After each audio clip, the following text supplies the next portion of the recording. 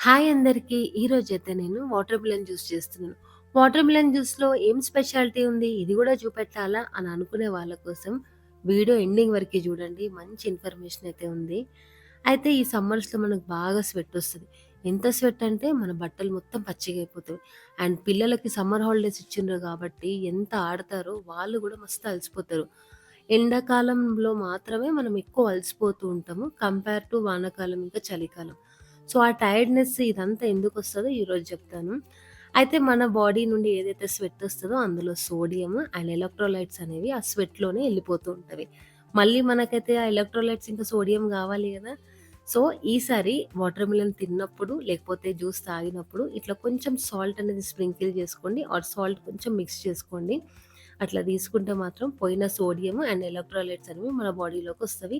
ఇన్‌స్టంట్‌గా మనం యాక్టివ్ అయితే అయిపోతాం. అండ్ ఫేస్‌కి గూడా మంచి గ్లో ఇస్తదనుకో